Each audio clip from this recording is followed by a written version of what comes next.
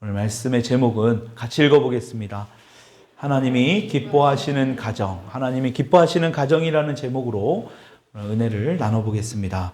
5월은 가정의 달입니다. 오늘은 또 어린이 주일이기도 한데요.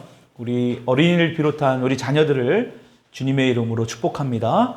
우리 뒤에 또 앉아있는 우리 어린 자녀들을 진심으로 축복하고 사랑합니다. 예. 우리 자녀들이 정말 주 안에서 잘 성장할 수 있기를 바라겠습니다. 정말 신앙적으로도 우리 자녀들이 정말 잘 성장할 수 있기를 진심으로 바라고 축복합니다. 여러분, 그런데 이전이나 지금이나 나이를 먹으면 먹을수록 이 신앙적인 면에서 점점 멀어져 가는 것을 우리의 주변의 삶들을 보면 많이 볼 수 있습니다. 우리 자녀들 주변에 보면 점점 아동부, 초등부, 중고등부로 올라가면 올라갈수록 점점 출석률이 떨어지는 것을 볼 수 있죠. 교회를 심지어는 떠나거나 교회를 아예 다니지 않는 경우도 있습니다. 여러 가지 이유가 있겠지만 가장 큰 이유 중에 하나가 자녀들의 신앙을 전부 교회에 의지하고 있기 때문에 그렇습니다. 여러분, 그렇다고 이 교회가 자녀들의 어떤 신앙을 책임지지 않아야 된다는 말이 아닙니다. 물론 책임을 져야 하는데 문제는 뭐냐면 전적으로 교회에 모든 것들을 부모님들이 맡기고 있기 때문에 오늘날에 이 자녀들이 특히 청소년만 되면 교회를 나오지 않는 그런 자녀들이 너무나 많이 있다라는 거예요. 사실은 이 자녀들의 신앙은 부모가 책임을 져야 됩니다. 그게 바로 성경적이에요. 주가 부모가 돼야 되고 서브적인 부분, 도와주는 부분이 사실은 교회가 돼야 되는데 이것이 뒤바뀌어져 버리니까 자녀들이 점점 더 교회에서 오래 버티지 못하고 떠나는 경우가 너무나 많이 있다는 것입니다. 그래서 어느 교회 가면 이 프로그램만 잘 되어 있는 교회들이 오히려 중고등부 청년들이 오히려 출석률이 떨어져요. 중요한 건 출석률이 있는지 모르지만 신앙적으로 깊이가 없다라는 통계가 있습니다. 그러니까 이것은 어떤 프로그램으로 될 수 있는 것이 아니라는 것이란. 여러분, 그래서 우리 부모들이 함께 우리 자녀들의 이 신앙에 대해서, 그래서 하나님도 계속 말씀하셨죠. 자녀들에게 이것을 가르치라는 거예요. 강론하라는 겁니다. 그러려면 부모들이 알아야 되잖아요. 그렇죠? 부모들이 알아야 우리 자녀들에게 가르칠 수 있으니까요. 그러니까 부모들이 정말 자녀들에게 이 신앙의 교육을 가르치는 거야말로 굉장히 성경적이고 하나님께서 우리에게 말씀하시는 것이에요. 여러분, 오늘 본문 말씀은 에베소서 6장 말씀, 이 땅에 있는 많은 가정들에게 굉장히 중요한 말씀이기도 합니다.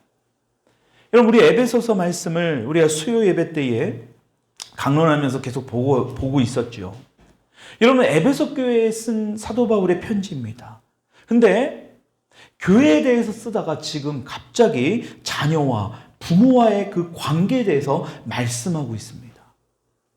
근데 여기서 우리가 잘 봐야 될 것은 자녀와 부모와의 관계를 말하기 앞서서 에베소서 5장 18절에는 어떻게 뭐라고 말씀하고 있는지 우리가 한번 같이 읽어보겠습니다. 시작. 5장 18절의 말씀 읽어보겠습니다. 시작.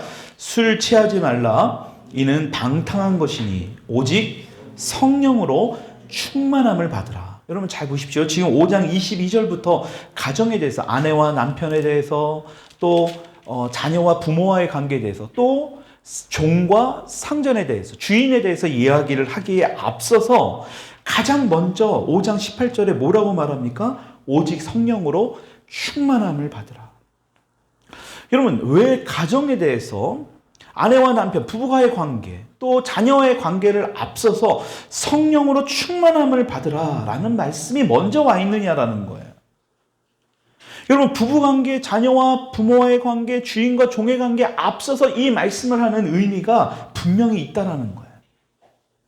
여러분, 이 말은 하나님과의 관계가 사람과의 관계보다 먼저 되어야 된다. 다시 말하면 하나님과의 관계가 잘 되어 있어야 이 가족과의 관계도 잘 이루어질 수 있다는 것입니다. 여러분, 이것은 굉장히 중요한 의미예요.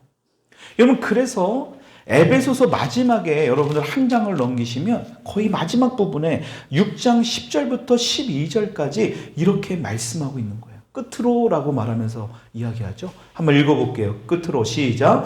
끝으로 너희가 주 안에서와 그 힘의 능력으로 강건하여지고 마귀의 관계를 능히 대적하기 위하여 하나님의 전신갑주를 입으라. 우리의 씨름은 혈과 육을 상대하는 것이 아니요 통치자들과 권세들과 이 어둠의 세상 주관자들과 하늘에 있는 악의 영들을 상대함이라. 아멘. 여러분 잘 보십시오.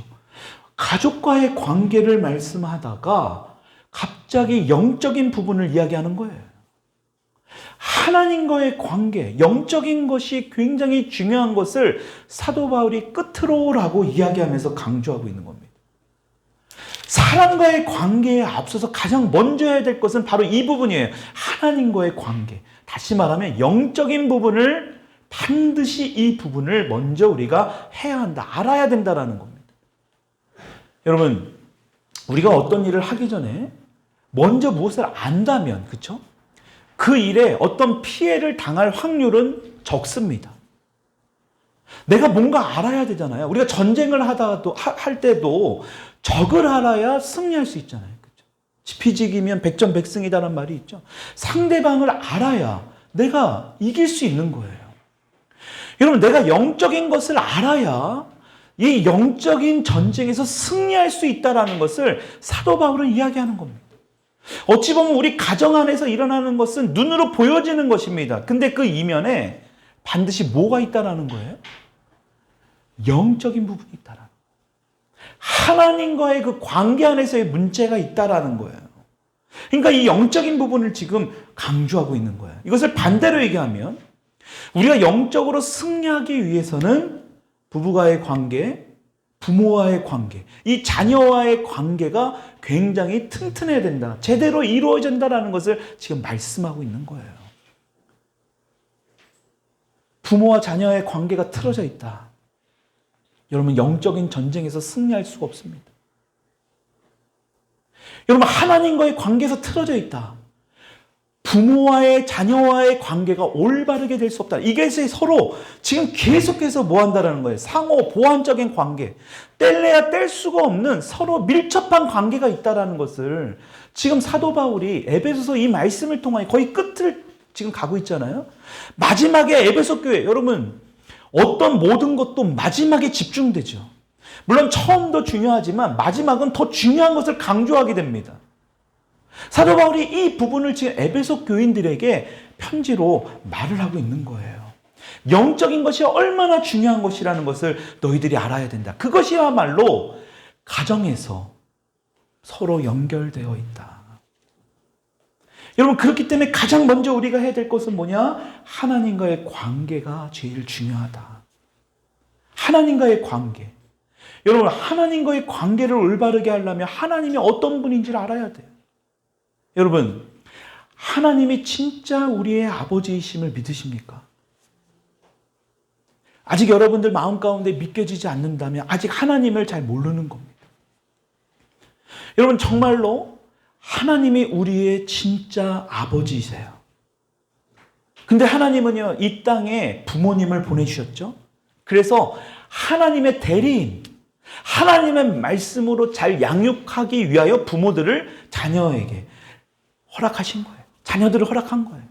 그러니까 이 땅에 살아가면서 이 부모를 통해서 하나님 아버지의 사랑을 경험하기 위해서 육신의 부모를 이 땅에 허락하셨다는 거예요. 근데 이런 관계들이 다 깨져버렸습니다. 그럼 특별히 우리 자녀들이 잘 들으셔야 됩니다. 이 얘기를. 어떻게 이렇게 부모와 자녀와의 관계를 악한 것들이, 특히 영적인 것들이, 영적인 이 세계에서 계속해서 우리를 공격하는지. 여러분, 그것은 결과적으로는 하나님과 우리와의 관계를 깨게 하기 위해서예요. 여러분, 아담과 하와의 죄를 통해서 결과적으로 뭐예요? 죄를 통해 들어온 어둠이 육신의 아버지와 어머니와의 그 자녀와의 관계를 다 깨버렸습니다. 여러분, 창세기 여러분이 잘 알고 있는 최초의 살인사건이 어디서부터 일어났습니까? 여러분, 이웃을 통해서 일어난 게 아니에요. 최초의 인류의 살인사건이 어디에서 일어났어요? 가정에서 일어난 거예요. 왜냐하면 어둠은 이 가정을 깨야 된다라는 아주 이전부터 계속해서 우리의 가정을 공격해 온다라는 거예요. 여러분, 그래서 결과적으로 그게 어떻게 되니까요? 가정이 깨어지면 하나님 아버지와의 관계도 깨어진다라는 것을 어둠은 알고 있는 거예요. 그러니까 이 영적인 세계는 긴박하게 돌아가는 겁니다. 여러분들을 공격하는 것 이전에 가정을 깨서 하나님과의 관계까지도 깨버리게 만드는 거예요. 여러분, 오늘날에 많은 가정들이 깨어지고 있습니다. 근데 중요한 것은, 더 마음 아픈 건 뭐냐? 하나님과의 관계까지도 깨진다라는 거예요. 여러분, 요새는 사실은 이 최근에 우리가 살아가는 이 세상에 가정의 어떤 이혼이나 이런 부분, 뭐 저희 가정에도 그런 분이 있습니다만, 그런 경험하는 것이 너무나 빈번하고 너무나 많아요. 여러분, 그렇다면 이것이 중요한 것이 아니라 더 중요한 건 뭐냐? 가정이 깨어지지 않게 하는 것도 중요하지만 더 나아가서는 하나님과의 관계예요. 결과적으로는 그 가정을 통하여 하나님과의 관계를 깨게 하려는 그 어둠의 그 계략을, 그 뜻을 우리가 알아야 됩니다. 여러분, 그것을 알지 못하면 여러분들이 나중에 가정을 또 만들어요. 여러분, 우리 젊은 친구들이 나중에 결혼을 해서 훗날에 가정을 만든다 할지라도 여러분들의 가정은 속수무책으로 당할 수밖에 없어요. 이 비밀을 알지 못하기 때문에. 여러분, 그래서 말라기서 구약 성경의 마지막 부분에 하나님께서 이렇게 말씀하고 있는 거예요. 말라기 4장 6절의 말씀, 앞에 띄워놓은 말씀 같이 한번 읽어보십시오. 앞에 띄워놓은 거 읽어볼게요. 시작. 그가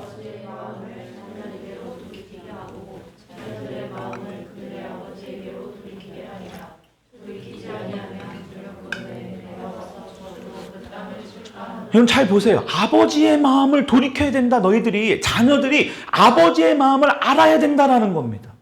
아버지 또한 자녀들의 마음을 알아야 된다라는 거예요. 언제? 그가라고 돼 있어요. 그가가 언제입니까?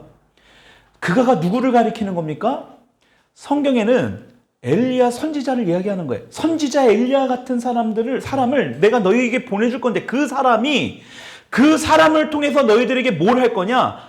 아버지의 마음을 너희들에게 돌이키고, 자녀는 아버지의 마음을 자녀가 알게 하는 것. 그것을 행하지 않으면 뭐 한다라는 거예요? 내가 너희들을 칠 것이다라는 거예요.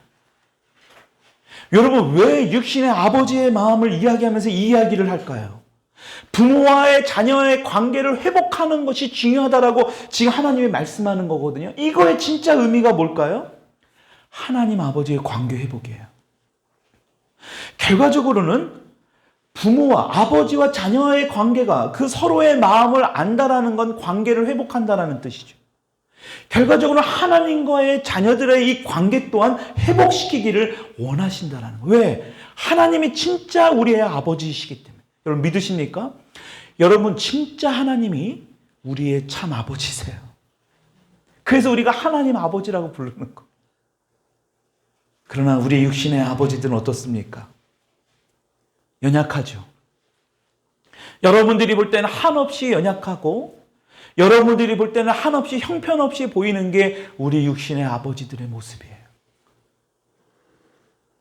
여러분, 그렇기 때문에 하나님께서 우리의 마음을 돌이키기를 원하는 거예요. 여러분, 그걸 아십니까? 여러분들이 그렇게 별로 별 볼일 없이 보는 그 아버지들도 다 상처가 있고 아픔이 있고 힘든 일이 있다라는 거예요. 여러분들의 눈으로 보는 것이 전부가 아니에요. 여러분들이 현재의 모습에 어떤 아버지의 모습을 보고 평가하고 판단하면 안 됩니다. 여러분, 그래서 하나님은요, 이 땅에서 이 아버지, 이따가 보겠지만, 이 자녀들이 아버지에게 하는, 어머니에게 행하는 이것을 굉장히 중요시 여긴 겁니다. 왜냐하면 여러분들이 평가하고 판단하고 형편없는 아버지라고 해서 말 듣지 않고 그렇게 하는 것이 올바른 행위가 아니라는 겁니다.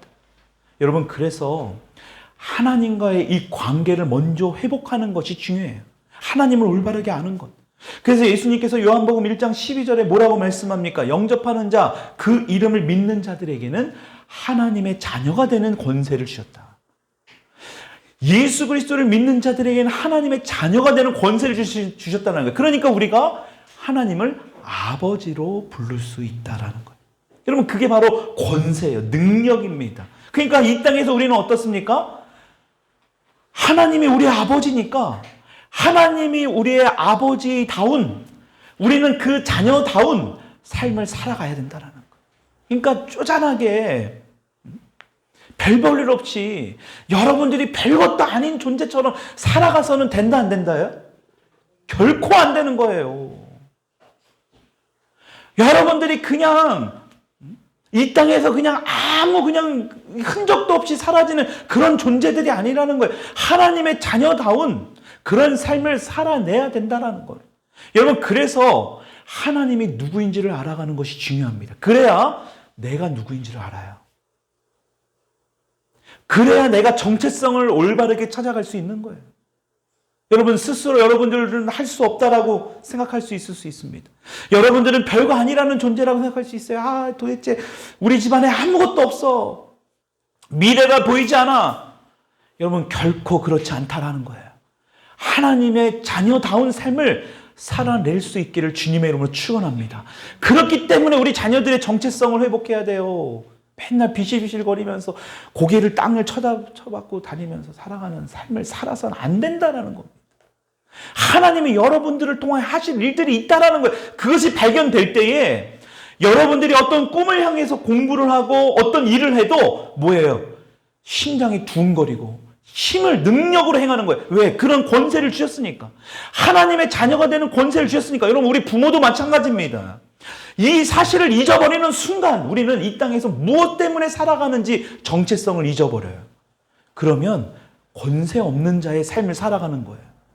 아니 분명히 하나님의 자녀가 되는 권세를 주셨다고 했는데 하나님의 자녀다운 삶을 살아내야 되는데 보잘것없는 삶을 살아가는 거예요. 어떤 여러 가지 환경의 데미지를 입으면 실패하고 포기하고 말아버리는 하나님의 자녀다운 삶을 살아내지 못하는 것이 우리 안에 있을 수 있다는 것. 여러분 여기 계신 최소한의 저와 여러분들에게 여러분들의 가정은 하나님의 자녀다운 하나님 자녀다운 삶을 살아낼 수 있기를 주님의 이름으로 축원합니다. 그런 권세로 살아갈 수 있기를 축원합니다. 우리 자녀들만 얘기해 보세요. 그 아멘 하는 게 왜 이렇게 힘들까요? 우리 입술로. 그렇죠? 이게 바로 영적인 거예요. 우리의 입술로 아멘 하는 것조차도 원수는 허락하지 않아요. 그러니까 우리 입술을 꾹 닫아 놓는 겁니다. 여러분 제가 보는 것이 아니라 하나님 앞에 여러분들이 선포하는 거예요. 우리 자녀들만 한번 얘기해 볼게요. 하나님의 자녀다운 권세로 살아가길 원하십니까? 정말 원해요? 하나님의 자녀다운 그런 권세로 살아갈 수 있다고 여러분 믿으세요? 자녀들만 얘기해 보세요. 믿습니까? 실제로 그렇게 될 거예요. 정말 그렇게 돼요. 하나님이 얼마나 여러분들을 통한 하나님의 놀라운 계획과 뜻이 있는 줄 여러분이 아직 모르기 때문에 아직 확신 없어도 자꾸 내 입술로 우리 지금 혜인이처럼 아멘 아멘 하면 저절로 어떻게 돼? 나중에 진짜 실제로 이루어져요. 이게 그래서 하나님이 하나님의 자녀의 권세로 살아가라는 거구나. 여러분 그 사실을 알 수 있기를 주님으로 축원합니다. 그래서 하나님 우리 아버지가 될 수 있는 거예요. 여러분 그렇게 되기 위해서 여러분들이 해야 될 일이 바로 오늘 본문 말씀 6장 1절의 말씀입니다.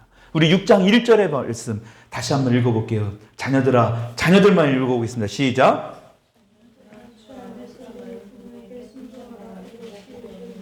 여러분 하나님은 자녀가 부모에게 순종하기를 원하십니다.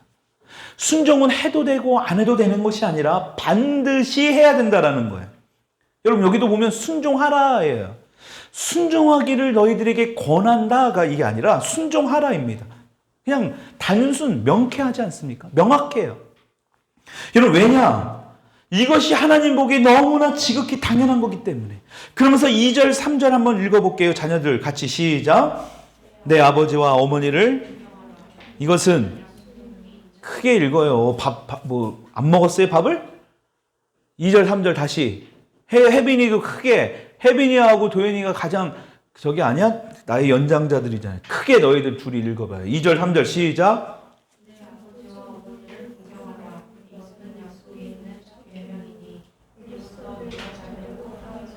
자 보세요.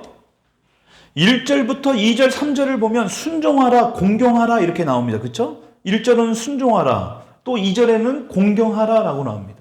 여러분, 이 말씀의 의미가 도대체 뭘까? 순종은 여러분들의 행동을 가리키는 거예요. 여러분, 2절에서 나오는 공경하라는 여러분들의 마음의 태도를 이야기하는 겁니다. 그러니까 다시 말하면 자녀들이 부모를 향한 너희들의 마음과 행동을 일치해서 부모님께 잘해야 된다는 것을 말씀하고 있는 거예요.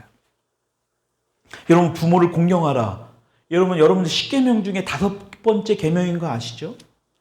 여러분, 이 5번째 계명은 다른 계명과는 굉장히 다릅니다. 왜 다르냐? 약속이 들어가 있기 때문에 그래요. 다른 거에는 어떤 약속이 없는데 하나님의 약속이 이 5계명에 들어가 있어요. 1계명부터 4계명까지는 하나님과의 관계, 우리 인간과의 관계를 얘기하고 5계명부터 10계명까지는 우리 인간과의 서로의 관계를 이야기합니다. 여러분, 이웃과의 관계에 있어서 가장 먼저 나오는 이 말씀이 바로 계명이 바로 이 5계명 부모를 공경하라예요. 여러분, 그러니까 약속이 있다라는 거예요. 이 계명에는 약속. 여러분, 약속이 있다는 말은 뭘 의미할까요? 내가 이 말씀에, 하나님 말씀에 순종하게 되면 반드시 보상이 따른다라는 약속이 있다. 네가 이것을 지키면 반드시 이렇게 될 것이다. 여러분, 이것을 에베소서의 이 사도 바울이 에베소 교회에 편지하는 이 말씀 이전에, 훨씬 전에 출애굽기 10장 12절에도 이 말씀이 있죠. 20장 12절 앞에 띄워놓은 말씀 읽어보겠습니다. 시작. 내 부모를 그리하면 내 하나님 여호와가 내게 준 땅에서 내 생명이 길리라. 근데 오늘 3절에는 네가 잘되고 땅에서 장수하리라. 똑같은 말이에요. 그러니까 부모에게 공경하면 어떤 약속, 어떤 보상을 하느냐? 바로 이겁니다. 생명이 길고 네가 이 땅에서 잘되고 장수하게 될 것이다. 여러분, 그래서 5계명은 이 약속이 붙어있는 첫 번째 계명이라는 거예요. 굉장히 중요한 겁니다.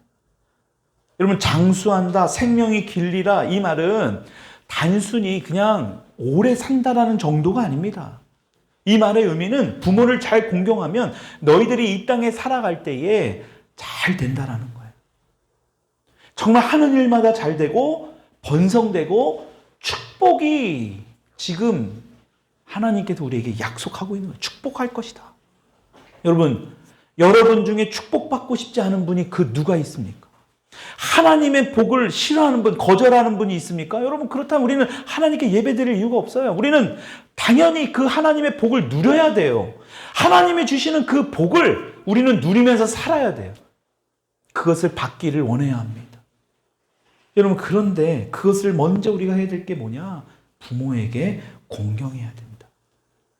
근데 예를 들면 우리 교회에는 그런 일은 없지만 부모가 예수를 믿지 않아서 자녀들이 교회 나가는 것을 핍박할 때, 또한 우리가 결혼을 했는데 그 결혼한 배우자의 부모가 교회에 나가 예수를 믿는 것을 핍박하는 거, 좋아하지 않았다.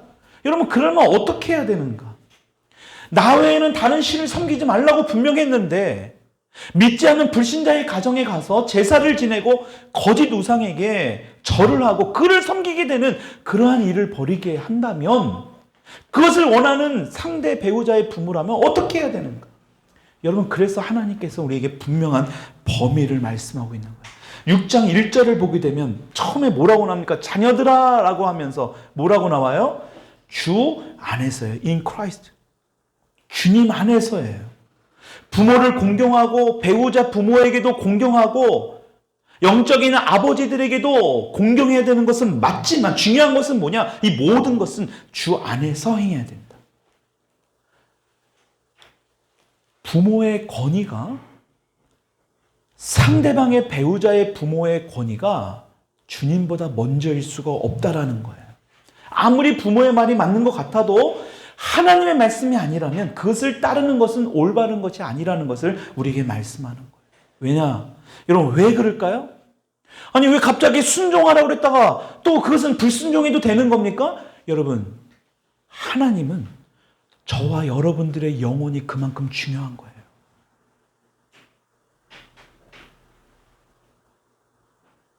여러분, 만약에 여러분, 그래서 믿는 자들끼리의 이 결혼이 굉장히 큰 축복인 겁니다. 설사 믿지 않는 자와 결혼할 수 있습니다. 그러려면 내가 바로 서야 돼요. 믿지 않는 자와 결혼을 하게 되면 이러한 불상사가 일어날 수 있는 거예요. 하나님은 여러분들의 영혼에 관심이 있는 거예요. 여러분들이 그러한 사람 차라리 결혼 안 해야 되는 거 아닙니까? 그 잠깐 동안에 끼케야 한 4, 50년은 살려고 여러분들의 영혼을 버려요? 그리고 또한 그렇게 결혼한다고 해서 그 축복의 가정을 이룰 수 있다고 생각합니까? 여러분, 그래서 여러분들의 장래와 여러분들의 미래를 소중히 여겨야 돼요. 이렇게 보면 여러분들의 영혼을, 여러분들의 삶을 소중히 여기지 못해요. 그러니까 막 살아가는 거예요. 그냥 되는 대로, 느낀 대로, 내가 원하는 대로, 내가 좋아하는 대로. 여러분, 내가 좋아하고 즐기는 게 도대체 얼마나 갑니까? 그 시간이, 그 기간이. 그 쾌락이 얼마나 가냐라는 거예요. 그 영혼을 소중히 여기지 못하는 세상에 살아가고 있습니다. 모든 매스컴들이, 유튜브나 이런 것들이, 심지어는 부모들조차도 분별을 못해요. 그러니까 뭐합니까? 같이 따라가는 거예요. 그 영혼이 어떻게 되는지도 모르고, 심지어는 어떤 선교단체의 대표라는 사람들도 영적인 분별력을 하지 못합니다. 이것이 어디로 가고 있는지, 수많은 영혼들을 어디로 끌고 가는지를 모르는 거예요. 여러분, 그래서 우리 부모가 깨어 있어야 됩니다. 여러분들의 영혼을 하나님은 소중히 여기는 거예요. 그래서 주 안에서예요. 함부로 그 악한 것들에게 끌려다니는 것을 우리 주님은 원치 않아요. 그래서 주 안에서 부모를 공경하고 순종하는 것이 중요하다. 여러분, 그러면서 우리 자녀들만 얘기하는 게 아니라 부모들에게도 얘기합니다. 4절, 우리 부모들만, 아버지들과 어머니들만 4절 읽어볼게요. 시작. 또 아비들아, 너희 자녀를 노엽게 하지 말고 오직 주의 교훈과 훈계로. 여러분, 여기 보면 아비들만 나옵니다. 아비들. 어미들이란 말이 안 나와요. 그렇죠? 그렇다면 어미들이 중요하지 않다라는 게 아니라 이 당시의 로마 사회에는요, 아버지들이 굉장히 중요한 가정의 역할을 했습니다. 그러니까 지금 아버지들에게 특별히 얘기하는 거예요. 그 당시에 아버지들이 자녀들을 굉장히 폭력적으로 다뤘어요. 그래서 지금 이 아버지들에게 특별히 권면하고 있는 거예요. 그러니까 당시에 아버지들이 자신들의 권위를 가지고 자기 마음대로 자녀들을 혹독하게 폭력으로 했다라는 겁니다. 여러분, 이것이 비록 이 당시만 그랬습니까? 우리나라도 얼마 전까지만 해도 아버지들이 굉장히 자녀들을 폭력을 행사해도 뭐라고 말할 수 없는 그런 세상이었어요. 지금은 그렇게 하면 큰일 나지만, 경찰이 오고 막 그러지만요. 지금 에베소 교회 당시에도 아버지들의 어떤 이 권한이 절대적이었다라는 거예요. 그래서 심지어 아이들을 죽여도 무관할 정도로 아버지들의 권한이 어마어마했습니다. 여러분, 그런 상황 속에서 사도 바울이 지금 이야기하는 거예요. 자녀들을 노엽게 하지 말라. 그러니까 우리 자녀들은 이거 잘 기억해야 돼요. 여러분들을 죽일 정도로 괴롭히고 막 때리고 이러는 게 아니잖아요. 그러니까 여러분들 부모에게 이렇게 얘기하면 안 돼요. 여러분들을 훈계하고 양육할 때에 여러분들은 그 말씀을 잘 순종해야 되는 거예요. 그러니까 그 당시에는 굉장히 아버지들이 정말 잔인할 정도로 자녀들을 막 학대한 거예요. 그러니까 사도 바울이 자녀들을 노엽게 하지 말라. 여러분, 굉장히 혁명적인 겁니다. 그 당시에는. 자기 자녀라고 해서 자기 마음대로 행해서는 안 된다라고 얘기하는 겁니다. 그러면서도 나아가서 뭐라고 얘기합니까? 노엽게 하지 말고, 그리고 오직 주의 교훈과 훈계로 양육해라. 여러분, 오직 주의 교훈과 훈계예요. 이게 무슨 뜻입니까? 내 뜻대로, 내 감정대로. 요새 TV에 오은영이라는 사람이 많이 뜨던데, 그 사람이 말하는 대로가 아니라 성경 말씀대로예요. 하나님의 말씀하시는 대로 가르치라는 겁니다. 세상이 만들어놓은 그럴듯한 것으로 자꾸 자녀들을 양육하지 말고요. 영적으로 분별하지 못해서 정말 내 자녀가 어디로 가고 있는지, 내 자녀가 지금 어느 방향으로 향하고 있는지, 내가 지금 자녀들이 누구를 만나고 있는지, 지금 시간에 무엇을 하고 있는지, 여러분, 기도하잖아요? 때로는 그런 모든 것들이 환상으로 보여질 때가 있습니다. 하나님이 보여주세요. 어떨 때는 우리 자녀들을 위해 기도할 때 보면 막 울고 있는 모습을 보일 때가 있습니다. 그런 마음을 막 주실 때가 있어요. 여러분들이 얼마만큼 자녀들을 위해서 기도하고 있느냐라. 여러분, 성경은 분명히 말하는 거예요. 주의 교훈과 훈계를, 주의 말씀 안에서. 하나님의 말씀에 그렇지 않다면 제발 멈춰야 돼. 내 생각대로 내 뜻대로 해서는 안 된다는 거예요. 그러니까 다시 말하면 우리 가정의 주인은 내가 아니라, 내 마음이 아니라, 아버지가 아니라, 어머니도 아니라, 자녀도 아니라 하나님이 우리 가정의 주인이시다라는 거예요. 우리 한번 따라합시다. 우리 가정의 주인은 하나님입니다. 여러분, 실제입니까? 그렇게 될 수 있기를 주님의 이름으로 축원합니다. 우리 가정의 주인은 하나님이 되셔야 돼요. 그것을 깨달았을 때 주님이 원하시는 우리 가정생활의 중심이 될 수 있는 거예요. 주님이 중심이 돼서. 하나님의 말씀이 중심이 돼야 돼요. 그러니까 하나님의 말씀의 중심이 안 돼 있으니까, 하나님의 말씀도 제대로 알지 못하니까 세상적인 것에 자꾸 휘둘리는 거예요. 저 사람이 말하면 그런 것 같아요. 유튜브 어떤 방송을 보니까, 어떤 영화를 보니까 그럴듯하게 묘사하거든요. 여러분, 얼마 전에 서울시청에서 성소수자들 이번에 모임 못하도록, 퍼레이드 못하도록 불허를 했습니다. 여러분, 그러니까 온갖 매스컴들을 다 동원해서 그들이 스스로 약자인 것을 막 드러내요. 여러분, 성소수자들이 약자입니까? 그렇지 않아요. 세상은 자꾸 우리를 그렇게 가려놔요. 속이는 거예요.